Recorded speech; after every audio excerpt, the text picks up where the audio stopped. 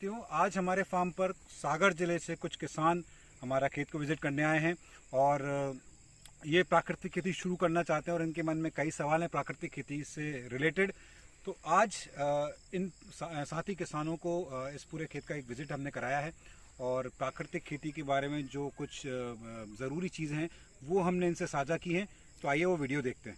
तो करीब पाँच साल से मैं अभी नेचुरल फार्मिंग शुरू कर दिया हूँ और थोड़ा जैसे ऑर्गेनिक फार्मिंग में क्या है कि आप जैसे बाहर से वर्मी कंपोस्ट भी आप बनाते हो या वर्मी कंपोस्ट ख़रीदते हो या जैसे कल्चर्स होते हैं ना अलग अलग, या नीम ऑयल वगैरह आप अलग से परचेज़ करते हो। तो इसमें क्या है कि अपने को कुछ भी बाहर से नहीं ख़रीदना है। मतलब अगर आप जैसे बाहर से ही ख़रीदते रहोगे तो फिर केमिकल फार्मिंग और उसमें अंतर क्या रह जाएगा, क्योंकि अगर आप मार्केट पर ही निर्भर रहे तो फिर आपकी लागत कम नहीं होगी। तो शुरुआत में आपको यही ध्यान रखना है कि जितने भी अपने पास जैसे देसी गाय होना बहुत ज़रूरी है। तो कम से कम ये समझ लीजिए, अगर आप इतने बड़े एरिया में अगर आप कर रहे हैं, जैसे करीब 25 बीघा का ये खेत है, तो कम से कम 10 से 12 आपके पास देसी गाय होना चाहिए। बिना देसी गाय के संभव नहीं है ये खेती, ठीक है। और ऐसी कोई भी गाय जो दूध कम देती है या दुधारू नहीं है तो वो गाय और ज़्यादा अच्छी है, क्योंकि उस देसी गाय का जो गोबर है वो ज़्यादा अच्छा होता है और उसका गोमूत्र भी ज़्यादा उसमें मतलब ताकत होती है। तो ऐसे मैंने भी अभी क्या है, जैसे कोई गाय नहीं खरीदी है जो अपनी सड़क पे घूमती रहती है, उन्हीं गायों को मैंने अपने खेत पे रखा हुआ है।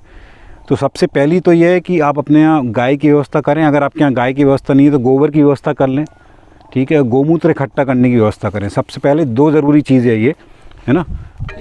आप लोग कहाँ से हैं ये बताइए पहले। हम लोग जयनगर है, सागर जिला से हैं। अच्छा, सागर से हैं। अच्छा, ब्लॉक है वहाँ पे। हम लोग एक संस्था के थ्रू यहाँ पे आए हैं, सृजन सोया समृद्धि सृजन के नाम से चलती है वहाँ पे। अच्छा। तो उन लोगों ने बोला कि मतलब अपन बाहर चलें, बुलाया सन लोगों ने कि बाहर कैसी खेती होती है, जैविक खेती कहाँ कहाँ होती है। तो हम वो सब लोग लेके आए हम लोगों को, तो साथ में सभी आए हैं आसपास के गाँव। तो अभी आप पूरा केमिकल खेती कर रहे हैं जी, वही से अपना जो अपने यहाँ की जो फसलें आप वही कर रहे हैं जी। ठीक है। तो पहले आप मतलब वही पूछ रहा हूँ, कैसे शुरुआत करूँ, आपको प्राकृतिक खेती कैसे शुरू करनी है, इस मॉडल के बारे में आपको पूछना है, क्या जानना चाहिए। आप खेती के बारे में बता दीजिए, मतलब क्या क्या करना पड़ेगा उसको, जैविक खेती बता दीजिए। इसके स्टार्ट से शुरू करें, आप स्टार्ट कैसे करते हैं। अच्छा, देखिए सबसे पहले तो स्टार्ट आपको यही करना है कि आपको अपने खेत में केमिकल नहीं डालना है, ठीक है। अगर आपको लगता है जितना एरिया आप मैनेज कर सकते हैं उतने ही एरिया से आप शुरू करें। मान लीजिए आपके पास 20 बीघा ज़मीन है और आपको लगता नहीं भैया 20 बीघा में मैनेज नहीं कर पाऊंगा, तो जितना मैनेज कर सकते हैं पहले उतने एरिया से आप शुरू करें और उसमें केमिकल डालना बिल्कुल बंद कर दें। और पहले तो ये विश्वास रखें कि बिना केमिकल के भी आप खेती कर सकते हैं। मतलब एक मन में एक वो होना चाहिए, मतलब एक वो दृढ़ निश्चय कि हाँ हम बिना केमिकल के भी कर सकते हैं। तो उससे क्या होता है कि बीच में अगर ऐसा लगता है आपकी फसल में ग्रोथ नहीं है या फसल में रोग लग रहे हैं, तो वहीं हम हिम्मत हार देते हैं भैया कि भाई तुरंत फिर मार्केट से गए केमिकल खरीद कर डाल दिया। वो नहीं करना। शुरुआत में थोड़ी परेशानियां आती हैं, लेकिन अगर आप सारी चीज़ें अच्छे से कर रहे हैं तो आप बिल्कुल इस खेती को आप अच्छे से कर सकते हैं। तो शुरुआत में आपको क्या करना है, जैसे आपने अभी गेहूं की खेती की आपको करनी है जैसे, तो ऐसे किसी खेत में आप पहले गेहूं लगाइए जिस खेत में आपने कोई दलहनी फसलें पिछले साल लगाई हो। कोशिश आपको वैसी करनी चाहिए। लेकिन अगर मान लीजिए आप गेहूँ ही लगाते आ रहे हैं, फिर आपने धान लगाई है, फिर से आपको गेहूँ लगाना है, तो आपको क्या करना है कि जो देखिए इसमें गोबर की खाद अपने को भर के नहीं डालनी है, ठीक है। तो गोबर की खाद से एक हम घंजी अमृत बनाते हैं। अब सुना है आपने घंजी अमृत क्या होता है ना। घंजी अमृत बनाते हैं, वो कैसे बनाते हैं उसका एक मैंने वीडियो मेरे चैनल पर डाला है। तो उसमें आपको क्या करना है कि जो अपना देसी गाय का पुराना जो गोबर अपना घूरे पे पड़ा रहता है ना, वो वैसे तो पचा ही होता है, कुछ ना कुछ ऐसा होता है जो पचा हुआ नहीं होता है। तो आपको क्या करना है, उसका 2 फीट ऊपर 2 फीट ऊंचे तक आपको एक ढेर लगाना है। 2 फीट ऊंचा और करीब 10 फीट लंबा, ठीक है। कोशिश करिए छाँव में बनाएं आप। अगर आपके पास कोई शेड वगैरह नहीं है तो आप पेड़ की छाँव में ही बना सकते हैं, कोई दिक्कत नहीं है। और उसमें आपको क्या करना है, मान लीजिए ये आपका एक ढेर बना हुआ है गोबर का, तो आपको बांस की मदद से गड्ढे कर करके उसमें आपको जीवामृत डालना है, ठीक है। जीवामृत आपको पता है कैसे बनाते हैं? नहीं पता। 200 लीटर आपको पानी लेना है, ठीक है। देसी गाय का ताज़ा गोबर आपको चाहिए 10 किलो। ताज़ा गोबर मतलब 2 से 3 दिन पुराना, इसमें थोड़ा सा नमी रहता है ना, वो गोबर आपको चाहिए। तो 200 लीटर पानी में 10 किलो गोबर हो गया। 5 से लेकर 10 लीटर गोमूत्र हो गया। गोमूत्र जितना पुराना होगा उतना अच्छा है और गोबर जितना ताज़ा होगा उतना अच्छा है। फिर 1 मुट्ठी आपको मिट्टी लेनी है। मिट्टी आपको ऐसी जगह की लेनी है जहाँ कभी भी केमिकल ना डाला हो। तो जैसे अपने खरियान वगैरह में ऐसे कोई पेड़ वगैरह होते हैं ना, आप उसके नीचे की मिट्टी निकाल लीजिए। अब जैसे मेरे इस खेत में तो क्या है कि मिट्टी इम्प्रूव हो चुकी है, तो मैं कहीं से भी ले लेता हूँ, कोई दिक्कत नहीं है। ठीक है, फिर आपको इसमें 1 किलो गुड़ डालना है और 1 किलो बेसन डालना है। ठीक है, आप चाहें तो बेसन आपको नहीं मिल रहा है तो आप उसकी जगह 1 किलो आप दही भी डाल सकते हैं, 1 किलो या खट्टी छाछ जो अपना मठा होता है वो भी आप डाल सकते हैं। ठीक है, इसको पूरी अच्छी तरीके से घोलना। गोबर को पहले घोल लीजिए एक बाल्टी में। घोलने के बाद फिर आप इसको उस 200 लीटर पानी में डालिए। रोज़ सुबह शाम आप घुमाइए इसको। 7वें दिन आप उसको यूज़ करने के लिए तैयार रहिए। तो आपने फिर जो गोबर का ढेर बनाया है, उस गोबर के ढेर पे आपको 1-1 फीट पे बांस की मदद से गड्ढे करने हैं। ठीक है, उस गड्ढों में जीवामृत भर देना है। ऐसा कोई वो नहीं है कि मात्रा कितनी होनी चाहिए, वो तो आपने जितने गड्ढे करें उसमें आप भर दीजिए। कई लोग पूछते हैं भैया कि इतने बड़े गोबर के ढेर में हम कितना लीटर जीवामृत डालें, तो लीटर के हिसाब से मत जाइए आप, तो जितने आपने गड्ढे करें उस गड्ढे में पूरा जीवामृत भर दीजिए आप, पूरा 200 लीटर जितना आ रहा है उसमें। हो सकता है 100 लीटर से काम चल जाए, हो सकता है 150 लीटर से काम चल जाए, तो जितना उन गड्ढों में आ रहा है वो भर दीजिए। भरने के बाद आप उसको छोड़ दीजिए। 1 हफ्ते बाद आप उसको पलटी मारिए फावड़े की मदद से, है ना। मान लीजिए आपको क्या करना है कि ये आपका इतना बड़ा आपने जगह बनाई है, तो आप क्या करिए, इसको पलटा के थोड़ी जगह आप वहाँ छोड़िए खाली, तो ताकि आप उसको पलटा के इस तरफ ले आएँ। और सेम आपको 1 हफ्ते बाद उतना ही ऊंचा ढेर बनाना है।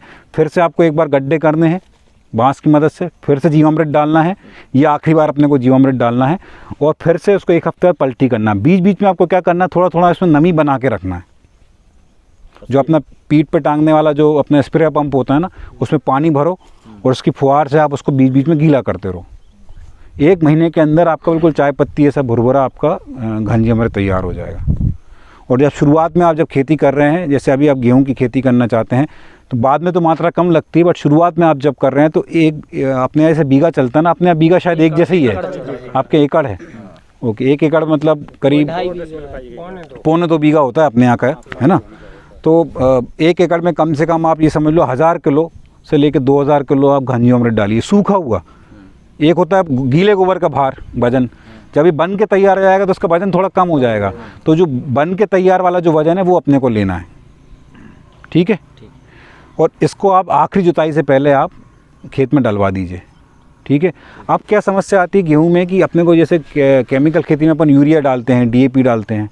अब इसमें क्या करें अपन, है ना। तो इसमें अगर आप लंबे स्तर पे कर रहे हैं, जैसे 1-2 एकड़ में कर रहे हैं, तो मैं सजेस्ट करूँगा कि आप उसमें गेहूँ और चने की अलग अलग कतार बनाएँ और रेज बेड पर लगाएं।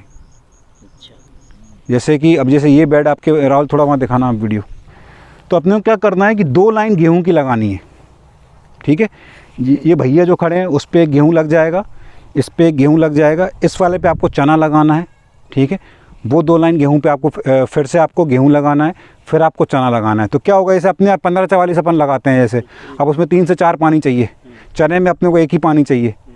तो अब गेहूं में पानी देंगे तो चने में भी पानी ज़्यादा हो जाएगा। तो अपने को क्या करना है, इस खेती में पानी की भी बचत है, छोटे किसान के लिए बहुत अच्छा मॉडल है ये। तो आपको क्या करना है कि ये 2 बेड आपके गेहूं के हैं। ठीक है, इस वाली लाइन में आपको पानी देना है। तो क्या होगा, इस वाले गेहूं को पानी मिल जाएगा, इस वाले गेहूं को पानी मिल जाएगा। पहले आपको जब चना आपने लगाया है तो पहला पानी तो उसमें देना ही देना है, तो उसमें पानी चलने दीजिए आप। जब दूसरा पानी आप गेहूं का देंगे तो गेहूं वाली लाइन में आपको पानी देना है और इस वाली लाइन में पानी नहीं देना है। तो क्या होगा कि दोनों गेहूं के दोनों तरफ आपको पानी मिल जाएगा। चने के लिए जो हल्की सी नमी चाहिए वो मिलती रहेगी। और फिर अब ये से इसमें भी पानी नहीं देना है, फिर आपको ये वाले गेहूं वाली लाइन में आपको पानी देना है। तो इससे क्या होगा कि आपका चना भी चलता रहेगा, आपका गेहूं में भी पानी चलता रहेगा। ठीक है, तो आगे जाके क्या होगा, आपके गेहूं में जो नाइट्रोजन की कमी रहेगी वो आपको कमी महसूस नहीं होगी इसमें।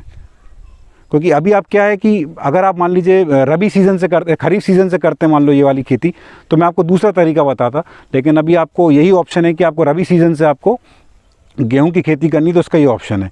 तो आपको क्या करना है कि एक और चीज़ है कि अपने यहाँ बोला जाता है कि भैया ज़्यादा बीज अपन ने डाल दिया। अपने यहाँ तरीका यही है ना कि 1 एकड़ में 40 से 50 किलो अपन बीज डाल देते हैं, तो ऐसा कुछ नहीं करना है अपने को। मैं एक बार 15-44 लगाया था, 10 किलो बीज लगाया था 1 बीघा में, 9 कुंटल निकला, 10 किलो का 9 कुंटल निकला।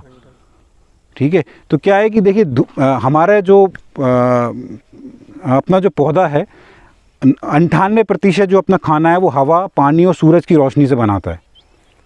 ठीक है, सिर्फ 2% मिट्टी से वो तत्व लेता है। तो क्या, जब आपके गेहूं की फसल में धूप ज़्यादा मिलेगी, जहाँ हवा ज़्यादा मिलेगी, तो उसके कल्ले ज़्यादा बढ़ेंगे और उसके जो पत्तों का जो साइज़ होता है वो ज़्यादा चौड़ा मिलेगा आपको। हम क्या करते हैं कि बिल्कुल भर भर के 40-50 किलो बिल्कुल बीज भर देते हैं, तो आपकी बीज की भी आपकी खपत ज़्यादा है और पैदावार में भी कोई ऐसा ज़्यादा डिफरेंस नहीं आता है। तो आपको बीज कम रख के ये करना है। फिर दूसरा ये, जब आप बीज बुआई से पहले आपको क्या करना है, उस गेहूं के बीज का ट्रीटमेंट करना है। अपन जैसे केमिकल फार्मिंग में क्या करते हैं, फंगीसाइड से ट्रीटमेंट करते हैं, बीज उपचार करते हैं ना, इस वाली खेती में भी आपको बीज उपचार करना है, लेकिन उसमें आपको अपने देसी तरीके से करना है। आपने वो क्या करना है कि करीब आपने 20 लीटर पानी लिया, 5 किलो गोबर लिया, ताज़ा गोबर, 5 लीटर गोमूत्र लिया, 1 मुट्ठी मिट्टी ली अपन ने, जैसे अपन ने जीवामृत बनाने में ली थी, और चुटकी भर अपने को चूना चाहिए, जो अपन खाने वाला चूना होता है। ठीक है, इसको सारी सामग्री को आपको मिक्स करना है। मिक्स करने के बाद 1 दिन छोड़ देना है। जैसे मान लो आपको गेहूं की बोनी आपको कल करनी है, तो आज अपन तैयार कर लें उसको। फिर जिस दिन आपको बोनी करनी है, तो अपन ने एक तरपाल पे अपन ने बिछाया गेहूं को छाँव में, ये जो अपने बीज अमृत अपन ने तैयार किया है उसको हाथों से छिड़क दिया, हल्के हल्के लेप दिया ताकि पूरा गेहूं गीला हो जाए हल्का सा। फिर उसको छाँव में सूखने देना है। ठीक है, फिर उसके बाद छाँव में सूखने के बाद इसको अपनी बोनी करनी है। ठीक है, तो ये जो बीज अमृत आपने बनाया, ये 2 दिन तक आप इसको यूज़ कर सकते हैं। 2 दिन से ज़्यादा आप इसको यूज़ ना करें। और फिर जब आपकी बोनी हो जाए, तो जो इसका एक स्प्रे शेड्यूल भी आपको फॉलो करना है।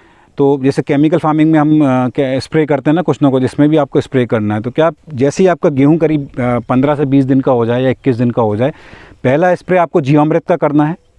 ठीक है, तो 200 लीटर पानी में 10 लीटर आपको जीवामृत लेना है और उसका स्प्रे करना है। केमिकल फार्मिंग में हम जो स्प्रे करते हैं वो बिल्कुल हल्के हाथ, अपन क्या करते हैं ऐसे हल्के हाथ से करते हैं, ताकि ज़्यादा उसमें नहीं करते। इसमें अगर आपको जो स्प्रे करना है, पौधा पूरा तर होना चाहिए। ठीक है, स्प्रे बहुत मतलब इसमें इम्पोर्टेंस रखता है नेचुरल फार्मिंग में। तो स्प्रे आप बिल्कुल मिस ना करें और पौधे को बिल्कुल तर कर दें। ठीक है, ये आपका पहला स्प्रे हो गया। फिर आप करीब 10 से 15 दिन बाद फिर से ये स्प्रे रिपीट करिए। गेहूं की खेती में रोग जनरली लगते नहीं हैं, तो अपने को कीटनाशक की छिड़काव करने की कोई ज़रूरत नहीं है इसमें। ठीक है, आखिरी जो स्प्रे है, जब आपका गेहूं में जो दूध वाली स्थिति आती है, दाने में थोड़ा सा दूध जैसा रहता है, उस स्थिति में आपको खट्टी छाछ का स्प्रे करना है। खट्टी छाछ में क्या है, जैसे अपने गांव में मई वगैरह अपन करते हैं, मठा, तो जिस टैंक में आप स्टोर कर रहे हो, उस टैंक में आप क्या करो, एक तांबे का बर्तन डाल दो आप परमानेंटली। ठीक है, तो उस मठे को आपको करीब 200 लीटर में आप करीब 10 लीटर आप ले सकते हैं, और आखिरी स्प्रे आप उसका कर सकते हैं। एक और स्प्रे है सप्त धान को रख, उसको माइक्रो न्यूट्रिएंट्स बोलते हैं। वो कैसे बनाते हैं, एक मेरे चैनल पे आपको वीडियो मिल जाएगा, तो कोई एक मेरे को व्हाट्सएप कर देना, तो मैं आपको लिंक भेज दूंगा उसका। वो स्प्रे करने से भी गेहूं के दाने की चमक बढ़ती है और उसमें वजन बढ़ता है। ठीक है, दूसरा ये कि प्राकृतिक खेती में एक होता है कीट नियंत्रण, भी बहुत मायने रखता है कि अपने को पेस्ट कैसे कंट्रोल करने हैं। तो पिछले कुछ समय से, मैं पिछले 3 साल से आपको शायद जान के ताजा, आपने सुना CVR टेक्निक के बारे में, सुना है CVR सॉइल टेक्निक के बारे में? नहीं सुना? तो ये एक हैदराबाद के हैं, श्री पद्मश्री चिंतला रेड्डी, उनको पद्मश्री मिला है इस तकनीक के लिए। तो आपने वो क्या करना है कि अपने ही खेत की मिट्टी का स्प्रे करना है फसलों पे। ठीक है, तो आप ये मेरे जो साथी हैं, आप इनसे पूछ सकते हो, ये हमारे यहाँ काफ़ी साल से काम कर रहे हैं। आप इनसे पूछो कि मिट्टी के स्प्रे से हमारे पिछले 3-4 साल से चने में इल्लियाँ नहीं आई हैं, सिर्फ मिट्टी के स्प्रे से। ठीक है, मैं आपको बताता हूँ कैसे है। देखिए, थोड़े बहुत रोग लगते हैं, ऐसा नहीं। देखिए, अपन जैसे केमिकल फार्मिंग में क्या करते हैं, अपन जब देखने जाते हैं चने का कोई खेत, तो उसमें अपन देखते हैं भाई कि कितनी इल्ली हैं। अगर बहुत मुश्किल से ढूंढने मिलती है तो अपन सोचते हैं चलो ठीक है यार, कोई नुकसान वाली बात नहीं है।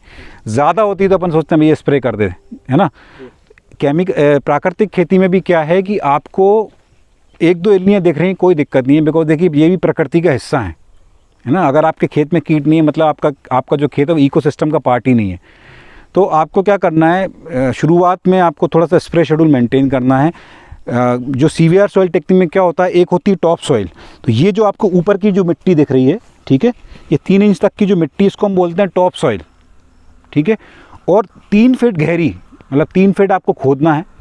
3 फीट के बाद की जो मिट्टी निकलती है उसको हम बोलते हैं सब सॉइल। तो जब आपको कीट नियंत्रण करना है, जैसे चने की फसल है, तो चने की फसल में आपको क्या करना है, जैसे आपकी चने की बुआई हो जाए, चने की फसल से पहले आपको वही बीज अमृत से आपको उसका ट्रीटमेंट करना है। चने की फसल में जब आप 15 दिन या 20 दिन की आपकी फसल हो जाए तो पहला स्प्रे आपको ये मिट्टी का करना है। 30 किलो मिट्टी लेनी है, कौन सी? नीचे वाली, है ना। इसके 2 मेथड है, मैं आपको एक दूसरा वाला अलग से बताऊंगा। पहले ये सिंपल मेथड है, 30 किलो आपको मिट्टी लेनी है, 200 लीटर पानी लेना है, 200 लीटर पानी में इस मिट्टी को घोल लेना है ताकि पूरी मिट्टी अच्छे से घुल जाए। मिट्टी को घुलने के बाद अब जैसे डिपेंड करता है आप किससे स्प्रे कर रहे हैं। अगर आप पीट वाले से कर रहे हैं तो उसमें क्या करना है कि इसको थोड़ा सा 5-10 मिनट रहने दीजिए ताकि वो मिट्टी थोड़ी सी नीचे सेटल हो जाए, क्योंकि फिर अगर आप ऐसे नहीं करेंगे तो आपके नोज़ल में मिट्टी फंसने लगेगी, है ना। तो ये बैठने के बाद ऊपर वाला जो पानी है उसको भी एक बार छान लें किसी कपड़े की मदद से, और अपना जो पीट वाला जो उसमें छन्ना लगा होता है उससे भी डबल आपका छन्ना हो जाए, वो छन जाएगी।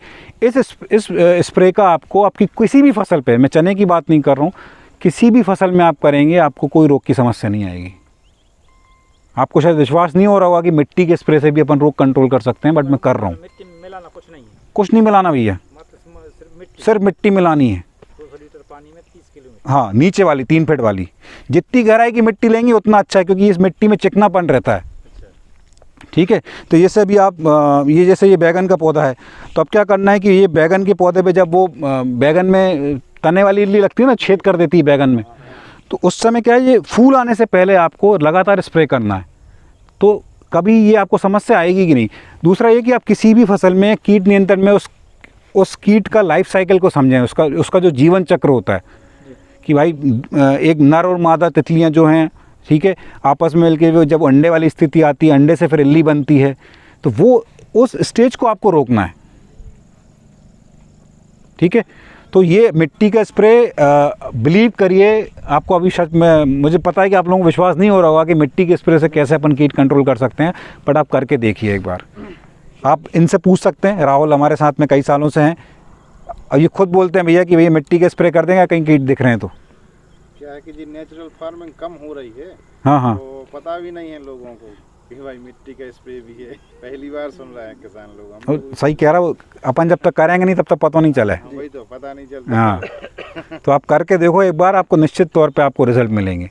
ठीक है, दूसरा ये चने में अपना उगरा लोग लगता है ना, तो क्या है कि पहली बात तो अब हम जब से कर रहे हैं अभी खेती, केमिकल वाले खेतों में अभी भी उगरा लगता है, लेकिन इस खेत में इतने सालों से मैं चना कर रहा हूँ, आज तक उगरा नहीं लगा, ना हमारे मसूर में उगरा लगा। बिकॉज क्या होता है कि हमारी मिट्टी में हानिकारक फंगस भी होती है और मित्र फंगस भी होती है। तो केमिकल खेती में आप जब केमिकल से ट्रीट करते हैं तो आप क्या कर रहे हैं, हानिकारक फंगस के साथ आपने मित्र फंगस को भी ख़त्म कर दिया है ना। तो जब आप नेचुरल फार्मिंग शुरू करते हैं तो आपके खेत की जो मित्र फंगस है वो भी धीरे धीरे डेवलप होनी शुरू हो जाती है। ठीक है, तो धीरे धीरे हो सकता है पहले साल आपको लगे कि उगरा लग रहा है, तो उस रोग को लगने से ही पहले आपको क्या करना है, ये मिट्टी का स्प्रे आप जो कर रहे हैं इसके बीच में आप 1-2 स्प्रे खट्टी छाछ का करिए। ठीक है, तो ये एक तरीके से अपना फंगीसाइड का काम करता है ये, तो इससे भी आपको काफ़ी मदद मिलेगी। ठीक है, और कुछ और आपको पूछना है गेहूं की फसल के बारे में या चने की फसल के बारे में, मसूर की फसल के बारे में, तो आप पूछ सकते हो। तो कहीं ना कहीं शुरुआत तो करनी पड़ेगी। जैसे अभी हमारे के पास में वो सीड्रिल नहीं है, बेड बनाने वाली, हाँ हाँ, बेड भी बन जाए और बोनी भी हो जाए अलग अलग, तो उसके लिए मतलब जैसे वो विधि से नहीं कर पा रहे तो फिर किस प्रकार से हम गेहूँ, तो उस केस में आपको क्या करना है कि फसल चक्र आपको अपनाना पड़ेगा। ठीक है, कि फसल चक्र ऐसा कि जैसे पुराने ज़माने में होता था, भैया जिस खेत में आपने गेहूँ लिया है पिछले साल उस खेत में आप गेहूँ ना लगाएं, दूसरी फसल लगा दें। मतलब पहले अगर आपने चना लगाया हो उस वाले खेत में फिर आप गेहूँ लगाएं, नहीं तो क्या है फिर आपको नाइट्रोजन की कमी महसूस होगी ही होगी, है ना। तो फसल चक्र अगर आप सही तरीके से अपना रहे हैं तो फिर आपको ये समस्या नहीं आएगी। दूसरा ये कि कभी कभी ऐसे होता है कि अब अगर मान लीजिए बारिश से शुरुआत कर रहे होते बारिश सीज़न से, तो मैं आपको बोलते हैं कभी कभी हम खेत खाली छोड़ देते हैं ना, तो उस समय आप हरी खाद भी ले सकते हैं, जैसे अपन सन ढेंचा लेते हैं ना, वो भी आप शुरू में ले सकते हैं ताकि फिर गेहूं की फसल में आपको नाइट्रोजन की कमी ना रहे। उसमें आप ये कर सकते हैं कि अब खैर अब वो तो अभी बात की बात है, क्योंकि अब अगली बरसात तक आपको वेट करना पड़ेगा, तो अपन अभी की बात करते हैं कि इस फसल को आपको कैसे करना है। फ्लैट बैठता है ना। दूसरा तरीका ये है कि अगर आप ये नहीं कर पा रहे हैं तो 100 किलो गेहूं में 1 किलो चना, आधा किलो धनिया जो अपन खड़ा धनिया बोते हैं, आधा किलो मेथी, ये सब मिक्स करके आप बो दीजिए। ठीक है। हार्वेस्टर से आप जब कटवाएंगे तो हो सकता है कुछ चने के दाने आपके गेहूं के साथ आएंगे तो वो छन्ने में निकल जाएंगे। ज़्यादा नहीं डालना है अपने को, कम कम मात्रा में ही डालना है। तो मैं ऐसा ही कर लंबे स्तर पे जब मुझे करना होता है तो मैं यही करता हूँ, मैं मिक्स कर देता हूँ उसको कि आपने 100 किलो में एक क्विंटल गेहूं है अपने। हाँ, 1 क्विंटल गेहूं में 1 क्विंटल गेहूं में एक मतलब धनिया कितना डालना है? आधा किलो के आसपास आप धनिया डाल दीजिए, एक 1.5 किलो के आसपास आप चना डाल दीजिए और आधा 1 किलो के आसपास मेथी डाल दीजिए। आप अच्छे से मिक्स करके फिर आप सीड ड्रिल से उसकी बोनी कर दीजिए। तो हमें पर एकड़ के हिसाब से कितना बोना पड़ेगा ये? मतलब जैसे अपने पास ये है ना ही सिस्टम।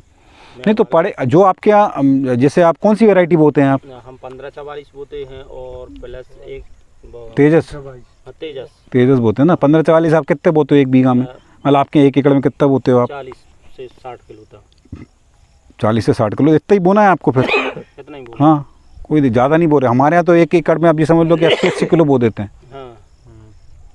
मतलब हमारे यहाँ 1 बीघा में 40 किलो बोते हैं 1544। कुछ किसान तो एक्स्ट्रा भी ले रहे हैं, लेकिन अभी तक मतलब हमारे घर में जो यूज होता है तो 40 से 60 किलो होता है, ज़्यादा नहीं ले रहे हैं। अच्छा, तो इसमें आपको क्या करना है, तो उसको आधा कर दीजिए। जैसे मैंने आपको 100 किलो का बताया है, तो 50 किलो में आप उसकी मात्रा आधा कर दीजिए चने वगैरह की। और दूसरा एक और बहुत अच्छा तरीका है गेहूं का, अगर आप छोटे स्तर पे करना चाहते हैं तो पैदावार बढ़ाने के लिए और बीज की मात्रा बिल्कुल कम करने के लिए, उसको बोलते हैं इंग्लिश में बोलते हैं सिस्टमेटिक वीट इंटेंसिफिकेशन। जैसे धान में श्री विधि होती है ना, इसी तरीके से गेहूं में भी श्री विधि है। उसमें आपको क्या करना है, 1 एकड़ में मात्र आपका 1 या 2 किलो बीज लगेगा। 1 एकड़ में? हाँ, ज़्यादा से ज़्यादा 4 किलो। ठीक है। उसमें आपको क्या करना है, अपने बीज लिया अपन ने, उसको करीब 20 लीटर पानी लिया। ठीक है। 20 लीटर पानी में आपने डाल दिया करीब 5 लीटर गोमूत्र, 1 या 2 किलो गुड़। ठीक है। और आपके पास अगर ये घंजी अमृत तैयार है, अच्छा बारीक छन्ने से छान लेना आप उसको, वो करीब 3 से 4 किलो आप वो ले लेना। और गर्म पानी में ये गेहूं डाल के, गुनगुना पानी, गर्म नहीं, हल्का गुनगुना पानी होता ना, थोड़ा सा गुनगुना, उस पानी में आपको उसको डालना है। ये सारी सामग्री एक बार डाल दी आपने तो ये गेहूं का दाना थोड़ा फूल जाएगा। ठीक है। इस गेहूं के दानों को निकाल के एक फट्टे में, जो अपने जूट के बोरे होते हैं, उस फट्टे में आपको इसको डालना है। हल्की सी नमी बनाए रखनी है उस फट्टे पे, तो उसमें थोड़े अंकुरण आ जाएंगे, है ना। और फिर आप थोड़े से एरिया में एक्सपेरिमेंट करके देखिए, भले ही 5000 स्क्वायर फीट में करके देखिए। खेत में नमी होनी चाहिए कि नहीं तो वो अंकुरण सूख जाएगा आपका। 9 बाय 9 इंच पे, 9 इंच पौधे से पौधे की दूरी और लाइन से लाइन 9 इंच की दूरी, ये आपको लगाना है। आपको ऐसा रिजल्ट मिलेगा कि आप सोच भी नहीं सकते। थोड़ी इसमें मेहनत ज़्यादा हो जाती है, तो इसलिए लोग बड़े स्तर पे कर नहीं पाते। तो मैंने क्या किया था, वो जो 10 किलो वाला जो मैंने आपको एक्सपेरिमेंट बताया, तो उसमें मैंने ये क्या किया था कि गेहूं के बीज इसी तरीके से ट्रीट किए मैंने, अंकुरण नहीं आने दिए मैंने उसमें, क्योंकि पलेवा वाला खेत था और सीड ड्रिल से बोता तो हो सकता था उसके अंकुरण टूट जाते। तो अंकुरण आने से पहले मैंने उस पूरे बीज को सीड ड्रिल में भरा। उसमें एक और समस्या ये आ सकती है कि हो सकता है आपके उसमें नमी रहे खाद में, क्योंकि खाद भी थोड़ा मिक्स रहता है ना, तो सीड ड्रिल से शायद वो बीज गिरे ना, है ना, क्योंकि वो थोड़ा सा अगर गीलापन रहेगा तो वो गिरते नहीं है। वो थोड़ा सा आपको ध्यान रखना पड़ेगा। और सीड ड्रिल को बिल्कुल 0 पे कर दीजिए, इतना कर दीजिए कि दाने गिर जाएं जैसे तैसे, है ना, अगर हम हाथों से नहीं लगा पा रहे हैं। और थोड़े से एरिया में आप करके देखिए ये एक्सपेरिमेंट। और जो आप जैसे पानी वानी देते हैं वो आप वैसे ही पानी दीजिए। शुरू में आपको लगेगा यार बहुत बेगरे हो गए ये, वो लोग आपकी हंसी भी उड़ाएंगे, मजाक भी उड़ाएंगे, यार ये क्या कर लिया आपने। जब आपको रिजल्ट मिलेगा ना 1-2 महीने बाद, आप देखेंगे उसमें कम से कम 100 कल्ले होंगे एक पौधे में। तो ये थोड़े बड़े एरिया में मत करिए एक्सपेरिमेंट, आप छोटे से स्तर पे करके देखिए। ठीक है। और आपको कुछ पूछना है? और सर उद्यान की में हम कैसे कर सकते हैं? हाँ। बैगन लगा है, हाँ, इसमें कीट व्याधि बहुत होती है। हाँ, तो इस मतलब इसके कीटों से कैसे बचा जा सकता है? देखिए ये बैगन है, टमाटर है, कुछ तो देखिए मौसम का कुछ नहीं कर सकते आप। जैसे अभी हमारा ये बैगन लगे हुए काफ़ी टाइम हो गया है, लेकिन बारिश अपने यहाँ बहुत ज़्यादा थी, तो इसकी ग्रोथ थोड़ी सी आपको अभी कम दिख रही होगी, क्योंकि बारिश होने के बतर नहीं मिल पाई, तो ये थोड़ा सा बैठा हुआ दिख रहा है। तो आपको क्या करना है कि थोड़ा मल्चिंग आपको करनी है, ठीक है। जैसे गेहूं के भूसे की आप मल्चिंग कर सकते हैं, धान का जो पराली निकलेगी उसकी आप मल्चिंग कर सकते हैं। और जो कीट नियंत्रण की हम जो बात कर रहे हैं, तो आपको ये मिट्टी का जो स्प्रे है ये आप रेगुलरली करिए। जो दूसरा तरीका जो मैं आपको बता रहा था मिट्टी का, उसमें क्या करना है, 20 किलो मिट्टी लेनी है, ठीक है, और 20 किलो मिट्टी में 1 लीटर अरंडी का जो तेल आता है ना, वो लेना है। तो आपको क्या करना है, इसे मिट्टी का आपने ढेर लिया, मिट्टी के ढेर पे 1 लीटर अरंडी तेल को हाथों से हल्का हल्का मिक्स करना है। वो मिट्टी थोड़ी सूखी हुई नहीं चाहिए, भुरभुरी बिल्कुल। छन्ने से छान लीजिए अगर आपको नहीं मिल रही है वैसी, तो क्योंकि क्या है वो डी में थोड़े रहते हैं ना, तो वो आपको मिक्स नहीं हो पाएंगे। तो मिट्टी को छन्ने से छान लीजिए, 20 किलो अरंडी के तेल को हल्के हाथों से मिक्स करिए पूरी मिट्टी में। उस मिट्टी को फिर आप 200 लीटर पानी में घोल के, दूसरा तरीका ये है, उस मिट्टी को एक एक मुट्ठी आप पौधे के आसपास, जड़ों के आसपास डाल सकते हैं। तो आपके यहाँ जो कीट नियंत्रण आपको मिल जाएगा उसमें, ठीक है। और इसके अलावा जैसे कि हाँ, ताज़ा गोबर, जैसे हमको लगता है ना ताज़ा गोबर हम कभी खेत में डालते तो लोगों को लगता है दीमक हो जाएगी या फंगस की प्रॉब्लम आएगी। मैं इस पूरे उसमें ताज़ा गोबर डालता हूँ पानी के साथ, कोई दिक्कत नहीं आती है। तो आपको कभी लगता है कि आप जीवामृत नहीं बना पा रहे हैं, अच्छा दूसरा ये कि जब आप सिंचाई करते हैं ना, देखिए प्राकृतिक खेती में, नेचुरल फार्मिंग में सबसे इम्पॉर्टेंट है कि अगर आपको अपनी मिट्टी इंप्रूव करनी है तो जितना ज़्यादा आप अपने पानी में जब सिंचाई आप करते हैं तो सिंचाई के साथ आपको जीवामृत चलाना है। बट हमारे यहाँ समस्या क्या है ना विदिशा, इस तरफ के बेल्ट में वो अपन खुला पानी चलाते हैं, पाइप बदल के, वो चलाते हैं, वही हम लोग भी चलाते है ना। वो सबसे गलत तरीका है। वो मैं भी उस तरीके से निजात नहीं पा पाए, क्योंकि हमारे यहाँ के जो खेत हैं उतने लेवल नहीं है। दूसरी जगह में क्या क्यारियाँ बना के देते हैं पानी, तो अपने यहाँ वो समस्या आएगी आपको कि आप जीवामृत कैसे दें, है ना। तो उसके लिए आपको एक एप्लीकेटर बनाना पड़ेगा। मैं आपको कहाँ रखा, राहुल वहाँ रखा ना, मैं आपको आगे जाके दिखाऊंगा, वो आपको दिख रहा होगा, एक वो नीला कलर का टैंक दिख रहा है ना दूर, उस तरह का एक टैंक आपको बनवाना पड़ेगा अगर आप ये खुला पानी दे रहे हैं तो। हमारे यहाँ तो सर खुला ही चलता है सब। हाँ, तो उसमें क्या करना है कि इस तरह के टैंक बनवा के उस टैंक में आपको जीवामृत भरना है, और फिर उस तरह का पाइपलाइन अटैच करके खुला पानी चलने दीजिए, बट उस टैंक से पानी जीवामृत घुल घुल के पानी के साथ चला जाएगा। तो क्या ये अगर आप सही से कर लेंगे ना पहले सीज़न से, तो आप 1 साल के अंदर अपनी मिट्टी को चेंज कर लेंगे। बहुत ज़रूरी चीज़ है। मैं नहीं कर पाया था शुरू में, जब मैंने शुरुआत की थी खेती की, बहुत फेलियर्स हुए मेरे साथ, मैंने कई नुकसान सहे शुरू में, क्योंकि उतना आइडिया नहीं था। ये अगर आपने चीज़ शुरू से सही कर ली, मतलब जब अगर आप प्राकृतिक खेती शुरू करने का सोच रहे हैं तो ये होना ही चाहिए आपके खेत में, नहीं तो आप सक्सेसफुल नहीं हो पाएंगे। अब सर जैसे हम लोगों ने प्राकृतिक खेती की, हाँ, बट जो हमारा प्रोडक्ट हुआ, कंप्लीट हुआ, तो इसको मार्केट में अच्छे रेट तो मिलते हैं, लेकिन कहाँ कैसे मिलेंगे हमें? देखिए, आप शुरू में मार्केट की चिंता मत करिए। पहली बात, पहले आप सोचिए कि आपकी लागत कम हो रही है कि नहीं हो रही है। आप तो कंपेयर करिए, भाई केमिकल खेती में मेरा इतना खर्चा आ रहा था, प्राकृतिक खेती में मेरा खर्चा कम है या ज़्यादा है, ठीक है। खर्चा पहले अपने को कम करना है और उत्पादन उतना ही लेके आना है जितना केमिकल फार्मिंग मिलता है। तो शुरुआत में अगर आपको मार्केट नहीं भी मिलता है तो आप कम से कम अपने लोकल मंडी में तो बेच पाएंगे उसको। हाँ, लोकल मंडी में तो भले ही रेट उतना ही मिले जो बाकी किसानों को मिल रहा है, मान लीजिए, लेकिन आपकी लागत तो कम हो रही है। दूसरा ये कि जैसे आप मुझसे जुड़ रहे हैं, फॉर एग्जांपल, जैसे आप आसपास में कई सारे किसान हैं, तो मिलके जब क्या होता है कि मेरे पास अभी आप बिलीव नहीं करेंगे, इतना ज़्यादा ऑर्डर है शरबती गेहूँ का, मैं पूरा नहीं कर पाता हूँ। मतलब आज के टाइम में अगर 200 क्विंटल भी मेरे पास माल होगा तो बिक जाएगा, ठीक है, लेकिन मेरे पास है नहीं। क्या रेट पे जाता है? मेरा जाता है 5,000 रुपये क्विंटल खाने के लिए, 6,000 रुपये बीज में। आसानी से जाता है। और सबसे अच्छी बात है कि इस वाले इसका आपको मार्केट ही मार्केट है, ऐसा नहीं कि मार्केट नहीं है, बहुत मार्केट है।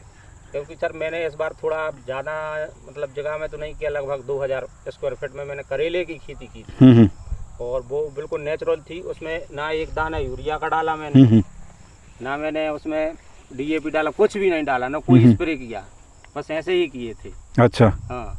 तो मतलब मुनाफा तो अच्छा हुआ, लेकिन मार्केट वो जितने का वो बिक रहा है उतने का नहीं। तो बट आप ये बताइए, लागत कम हुई कि नहीं हुई आपकी? लागत तो जीरो लागत रही, मैंने तो कुछ भी नहीं डाला। उत्पादन कैसा रहा? उत्पादन 1 नंबर। मैंने सिर्फ गोबर की खाद डाली थी और कुछ आप भी खुद सोचिए सर, देखिए आप अभी मार्केट की चिंता मत करिए। ठीक कहना है आप जो बोल रहे हैं ऑर्गेनिक फार्मिंग का, इसके लिए आपको गवर्नमेंट से एक टैग लेना, मतलब उसकी परमिशन लेनी पड़ती है। अच्छा, उसमें कुछ ईयर लगती है, फिर इसके बाद आपके प्रोडक्ट नहीं।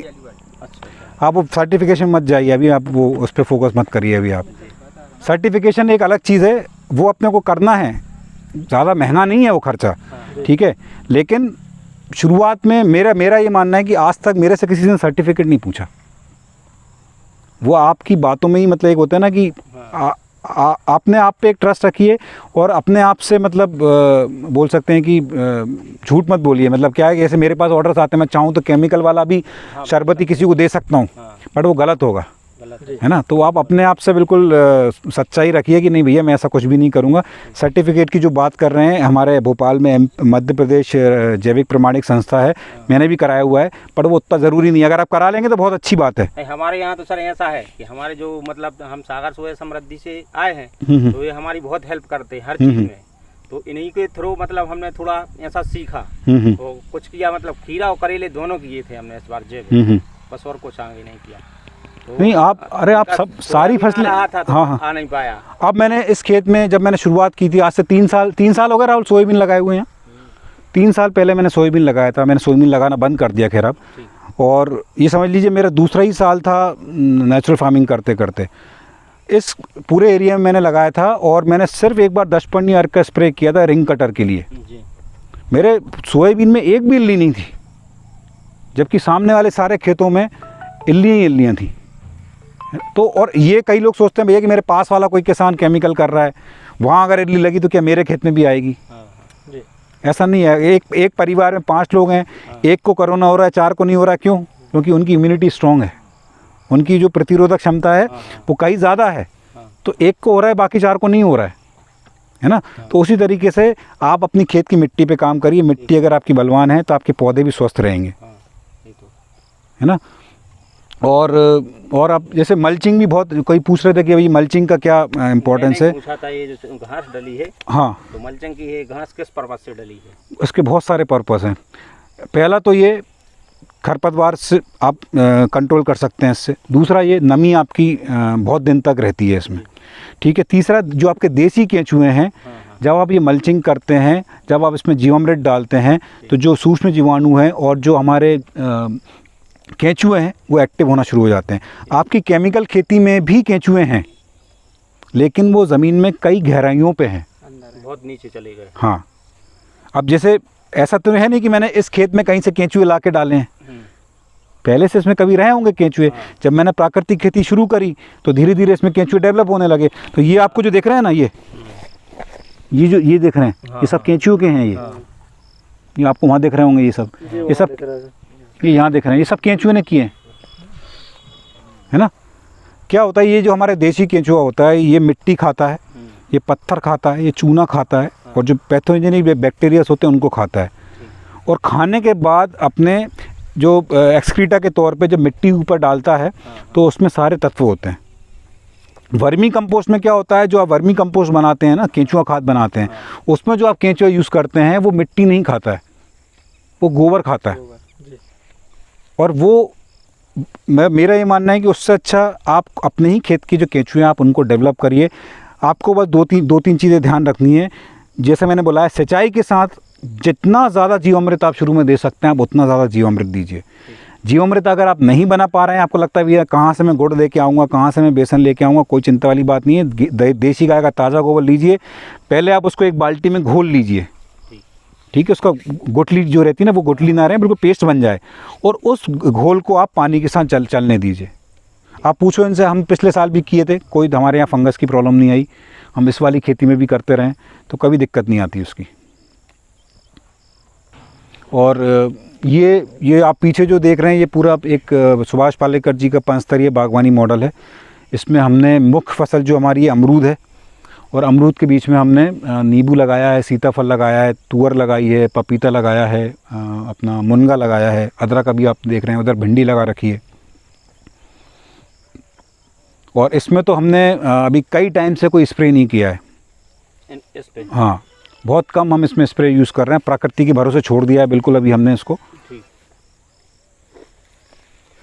और आप लोगों के कुछ और प्रश्न हो तो आप पूछिए। वो क्या एकदम से इतने कम समय में पूरी प्राकृतिक खेती को बनाना थोड़ा सा मुश्किल है, क्योंकि इसका एक पूरा स्ट्रक्चर्ड एक प्रोग्राम है, मतलब एक कोर्स है।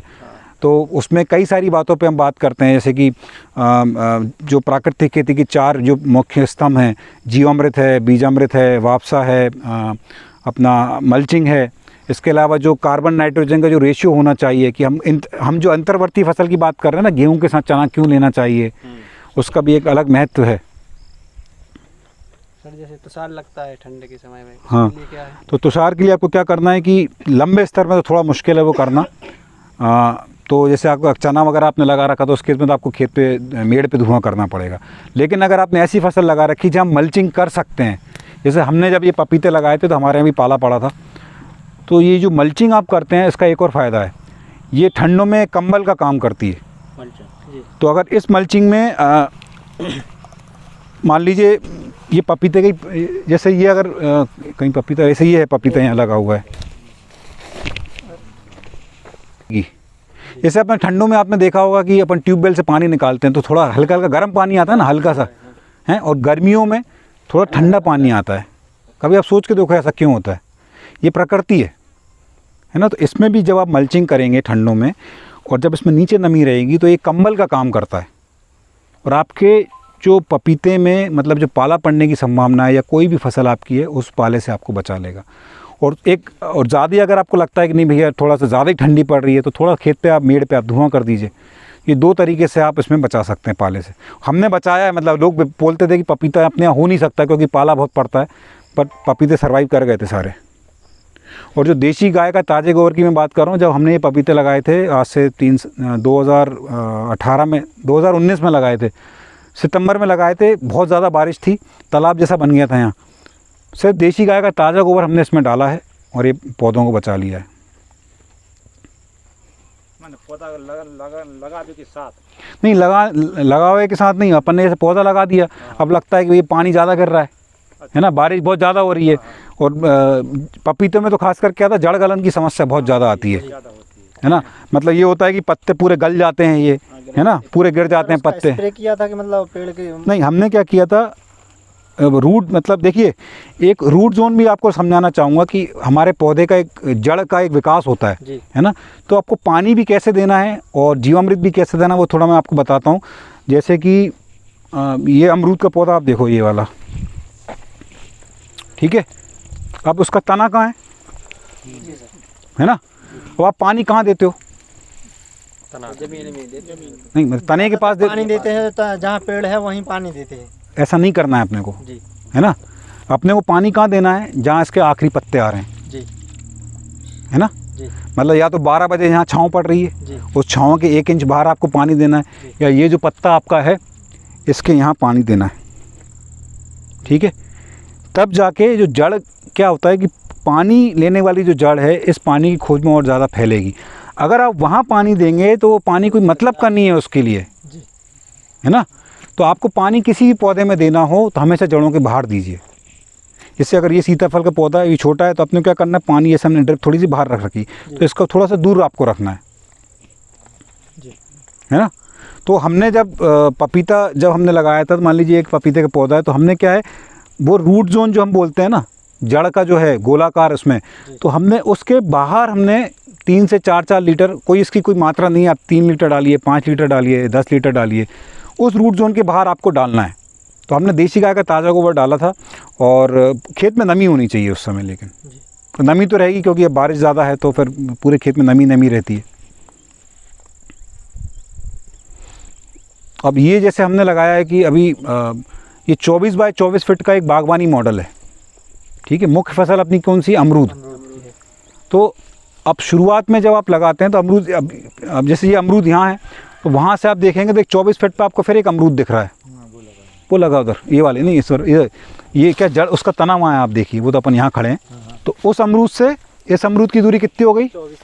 24 फीट, ठीक है। अब आप उधर देखिए, उधर एक अमरूद लगा है, तो वहाँ से उस अमरूद की दूरी भी 24 फीट है ना। यहाँ से इस वाले अमरूद की दूरी भी 24 फीट है, ठीक है। तो ये मुख्य फसल होगी अपनी 24 फीट पे। अब ये 4 आपको जो अमरूद दिख रहे हैं, इसके बीच में ये जो आपको नींबू दिख रहा है, ये सेंटर में आ जाएगा, और नींबू से नींबू की दूरी भी 24 फीट है, दोनों तरफ, ऊपर और नीचे दोनों तरफ, ठीक है। और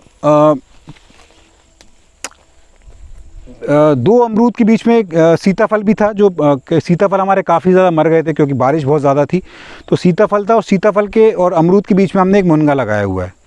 और ये वाली जो लाइन आपको दिख रही है मैं जहाँ खड़ा हूँ, ये पूरी लाइन पपीते की थी।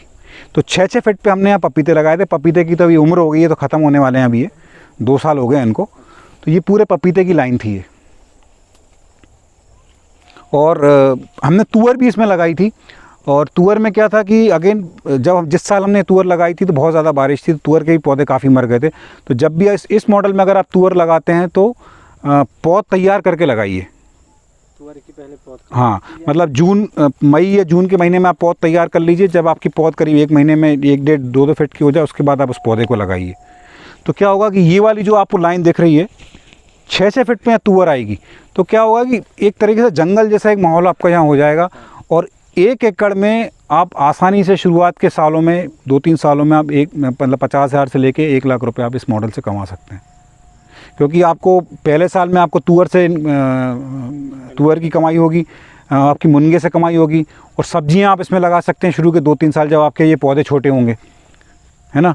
और उसके बाद दूसरे साल से आपका पपीते से आपकी आमदनी शुरू हो जाएगी। तीसरे साल भी आपको पपीते से आमदनी मिलेगी, मुनगे से आपकी आमदनी मिलेगी। तुअर आप बहुवार्षिक तुअर लगाइए जो 5-6 साल चलती है। अपनी तो देसी तुअर भी अपन लगाते हैं तो काटते हैं तो फिर से बढ़ जाती है वो, है ना। फिर जब ये पौधे बढ़ जाएँ, जब सब्जियाँ आप नहीं लगा सकते तो उसमें अदरक लगा दीजिए आप, या हल्दी लगा दीजिए आप इसमें। गेंदे से भी अच्छी इनकम है। अगर आप जुलाई के आसपास खेत में लगा देते हैं तो दिवाली की टाइम आपका ये आना शुरू हो जाता है, और अच्छे 1-1 कट्टी के कम से कम 300 से 400 रुपये मिल जाते हैं गेंदे के। और ये मल्चिंग बहुत ज़रूरी है। अगर जब भी आप प्राकृतिक खेती कर रहे हैं तो मल्चिंग का आप बिल्कुल ध्यान रखें।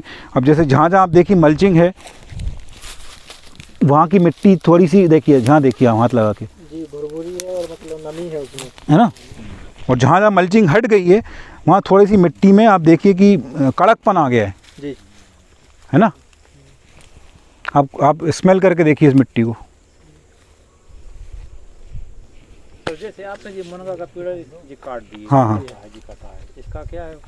ये एक्चुअली अभी आपको जिसमें पत्ते नहीं दिख रहे हैं, हमारे यहाँ ज़्यादा बारिश के कारण इसमें पत्ते झड़ गए हैं पूरे।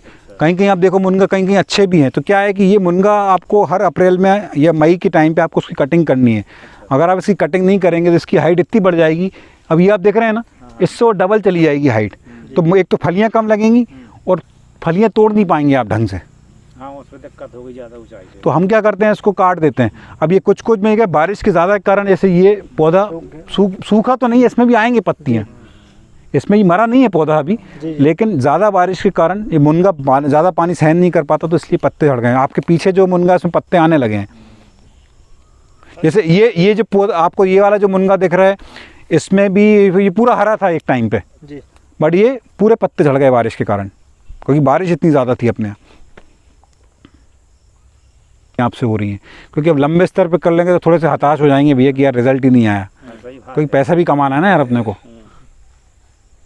सर जो अपने गांव में जो देसी मुनगा होता है, तो उसका यदि अपन खेत में लगाएं तो वो देसी मुनगा पता नहीं, मतलब मेरा एक्सपीरियंस नहीं रहा। ओडिसी करके नर्सरी कहाँ से? ओडिसी वैरायटी का बीज मंगा लीजिए और खुद बीज लगा दीजिए, खुद अपने खेत में नर्सरी तैयार करें। हाँ, ये कितने दिन में हो जाता सर ओडिसी कंपनी का जैसे अपन मंगाएंगे? और अपन 6 से 7 महीने में। अपने यहाँ के मौसम पे भी डिपेंड करता है। क्या है, इसमें ना पानी बिल्कुल कम चाहिए मुनगे में। हमने पिछले साल लगाए थे 400-500 हाँ, मेड़ के बाजू से, खेत के बाजू से, तो उसमें बहुत सारी फसल खराब हो गई थी मुनगे की। क्या है कि इसमें अगर फूल के टाइम पे पानी गिर रहा है तो पूरे फूल झड़ जाएंगे। तो थोड़ा सा ये अपने यहाँ कहीं कहीं तो क्या साल में 2 फसल भी ले लेते हैं, यहाँ मौसम अनुकूल है।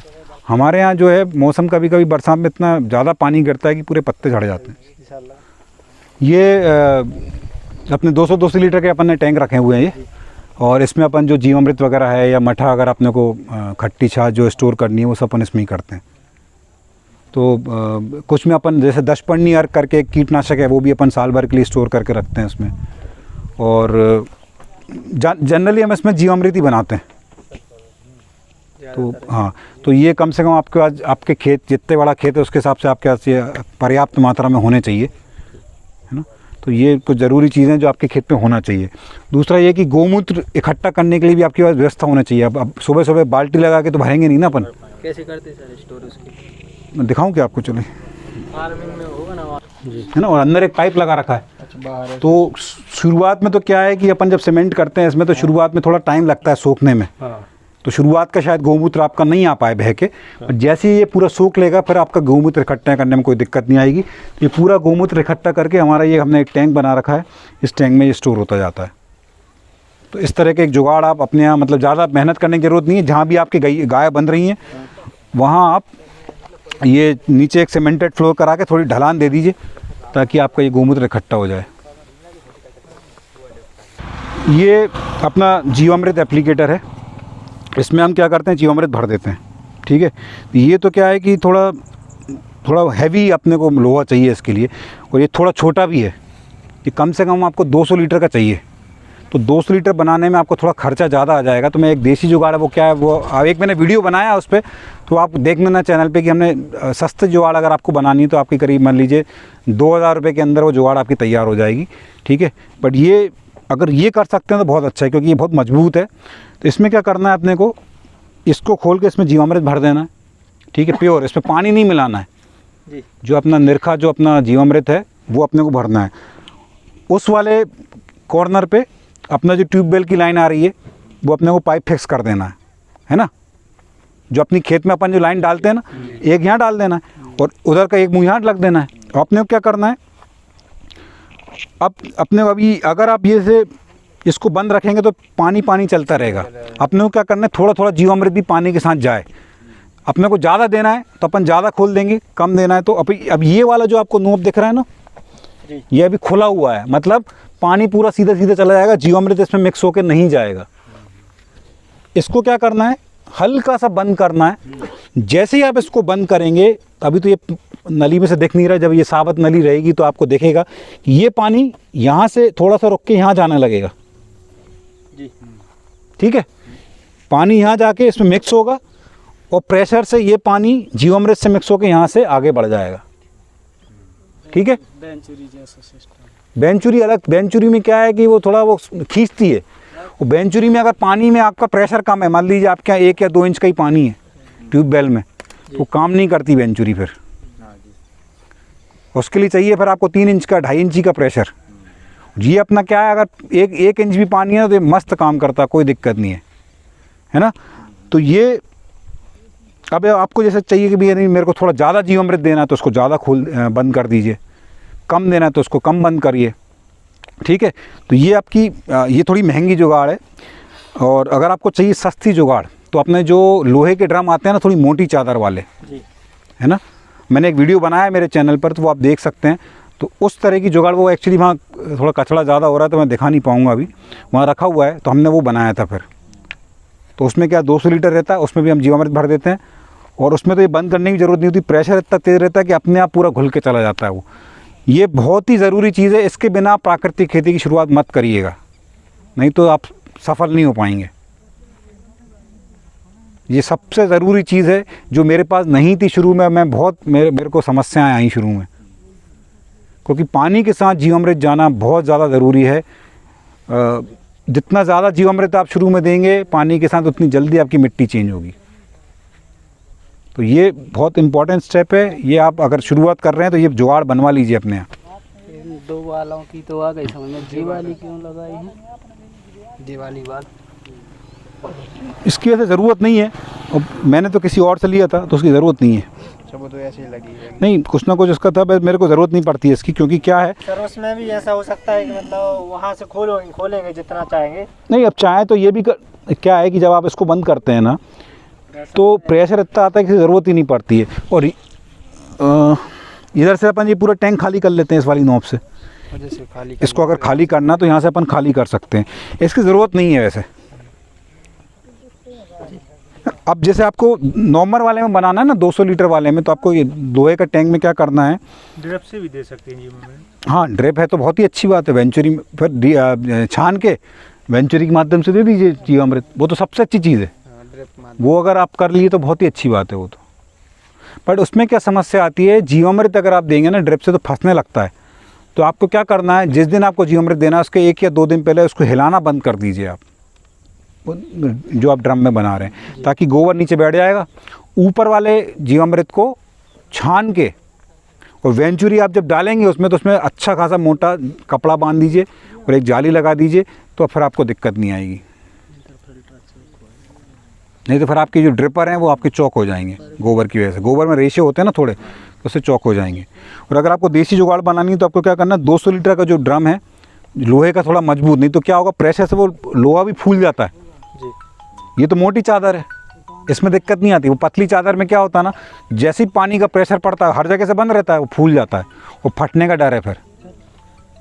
ठीक है, उसमें क्या करना है, यहाँ आपको 2 इंच या 2.5 इंची का आप वो लगा सकते हैं, ये वॉल कुप्पी टाइप की, जीवामृत भर दिया, उसको बंद कर दिया। ठीक है, और यहाँ आप गैस वेल्डिंग से 1-1 इंच का ये निप्पल लगा के ये सेम जुगाड़ आप उसमें बना लीजिए। ठीक है,